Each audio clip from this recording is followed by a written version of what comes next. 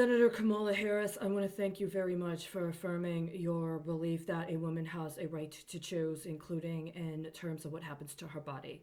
I look forward to you and the state of California getting back to me in the next 10 business days to apprise me of how you're going to restitute me for the fact that I was mischaracterized and characterized against my will and against my consent as having a mental illness, so that then I could be harvested for research and development connected to pharmaceutical products as well as other products up to and including security products and weapons. And that I have been denied the capacity to provide for myself in the manner I would have been if I had been able to choose how my body and my life was treated when I went to the psychiatric emergency services at San Francisco General Hospital and said that I understood that I was being subjected to some form of testing connected to directed energy weapons development.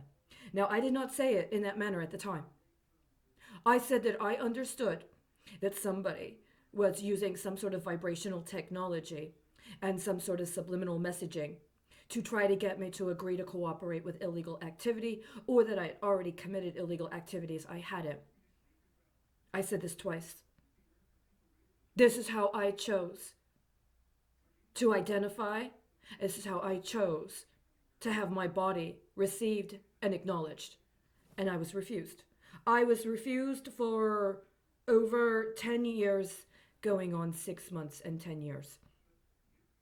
I was refused the whole time I was in California. And not only that, I was also refused after I had gone through a program and I had said, including to the people I worked with, but especially to the people that were providing me with alleged medical treatment, that I wanted to stop having to be dependent on medication in order to be determined to be eligible for work. And at that point, I lost my job. And since I lost my job in public health, I have not been able to engage one person in the public health system at any level that did their job at the time I engaged them in the manner I was told one was supposed to perform their job if they were eligible to be employed in public health. This leaves the question of, are there actual standards for employment, or does one have to agree to have their body designated as disabled for political purposes, so that then they can be put into a situation where they're required to take medication in order to have a job to begin with? See, my choice is to say, I was subjected to directed energy weapons testing without my consent and without compensation. I need restitution for this.